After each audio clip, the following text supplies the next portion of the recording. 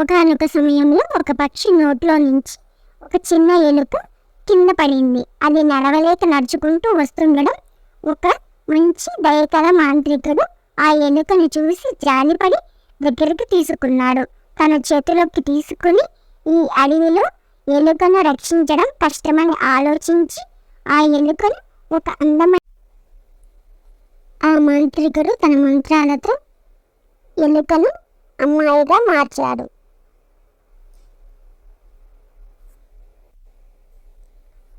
తన సొంత కూతురులాగా చూసుకున్నారు. అతను ఆమె పైన చాలా ప్రేమగా అల్లారు ముద్దుగా చూసుకున్నాడు. మంచి విద్యను అందించాడు. ఒక తెలివైన అందమైన యువతిగా పెరిగింది. ఆమె పేరు పవిత్ర. ఆమెకు యుక్త వయసు వచ్చింది.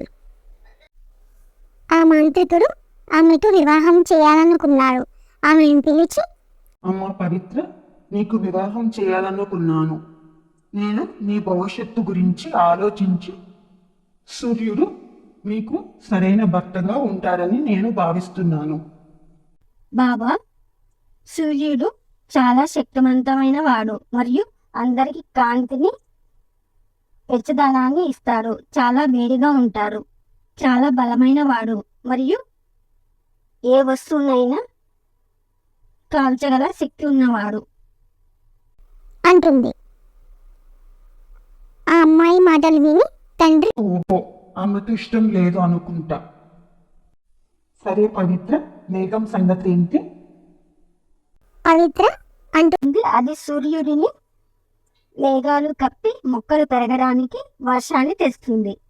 ఆ అమ్మాయి ఒక క్షణం ఆలోచించి మేఘం గాలితో కదులుతుంది. సూర్యుడు చాలా ప్రకాశవంతంగా ఉన్నప్పుడు అదృశ్యమవుతుంది. నేను మేఘాన్ని పెళ్లి చేసుకోవడం ఇష్టం లేదు బాబా. పవిత్రపై ప్రేమతో చివరిగా పవిత్రకు పర్వతం గురించి ఆలోచించాడు. అతను చెప్పాడు, పర్వతం బలమైనది, స్థిరమైనది మరియు రక్షించగలదు అని చెప్పాడు. ఆ అమ్మాయి తల ఊపుతూ, గాలి బలంగా ఉంది కానీ అది కూడా ఊహించలేనిది మరియు నష్టం కలిగించవచ్చు బాబా. పర్వతం బలంగా స్థిరంగా ఉంది. గాలి, మేఘం మరియు సూర్యుడి నుండి నిన్ను రక్షించగలదు అని బాబా అంటాడు. అమ్మాయి నవ్వుతుంది.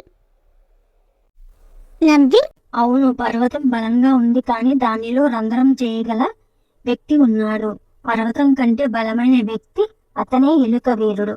నేను ఎలుకని పెళ్లి చేసుకోవాలనుకుంటున్నాను బాబా. ఆ మాంత్రికుడు పవిత్రను అర్థం చేసుకున్నాడు. తను ఎంపిక చూసి నవ్వుకున్నాడు. నేను ఎలుకను అమ్మాయిగా మార్చాను, కానీ తన మనసులో ఎవరిని ఎంపిక చేసుకోవాలో వారినే చేసుకుంది అని నవ్వుకుని మాంత్రికుడు మళ్ళీ తన మంత్రాలతో ఆ అమ్మాయిని ఎలుకగా మార్చేస్తాడు. వాళ్లకు కొన్ని శక్తులు ఇస్తాడు. వారు ఎలా కావాలంటే అలా మారుతారు అని చెప్తాడు. ఆ శక్తులతో వాళ్ళిద్దరికూ పెళ్లి చేస్తాడు. వాళ్ళు సంతోషంగా జీవిస్తారు. Please to like, share, subscribe.